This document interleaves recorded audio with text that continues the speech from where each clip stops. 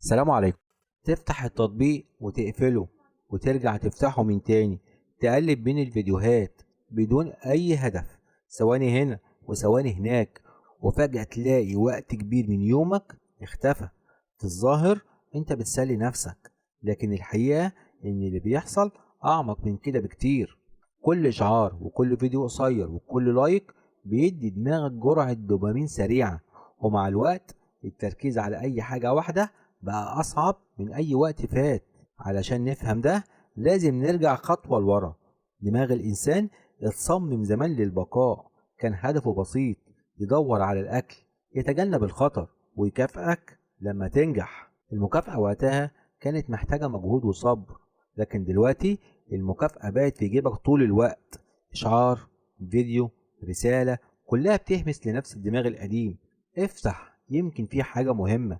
المشكلة مش في الدوبامين نفسه، المشكلة إن العالم اتغير بسرعة جدا، والدماغ لسه زي ما هو. بقينا عايشين وسط محفزات خارقة، تطبيقات، فيديوهات قصيرة، ألعاب، إعلانات، كلها معمولة عشان تجذب انتباهك لأقصى درجة وبأقل مجهود. وده بيخلي الدماغ يتعود على السرعة.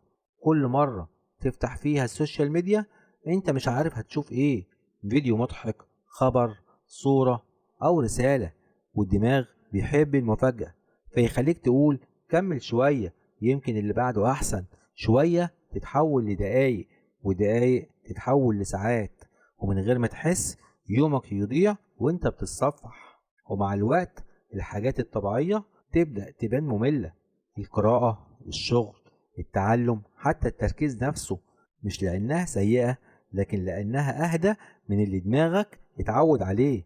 الحل مش إنك تمنع نفسك من كل حاجة ممتعة، الحل إنك تعيد تدريب دماغك.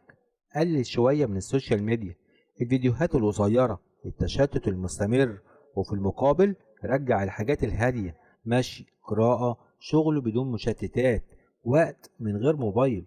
في البداية هتحس بملل، وده طبيعي جدا، لكن بعد فترة هتلاحظ حاجة غريبة: الحاجات البسيطة ترجع ممتعة من تاني، والتركيز يبدأ يرجع، كأن دماغك كان وسط ضوضاء وفجأة سكتت.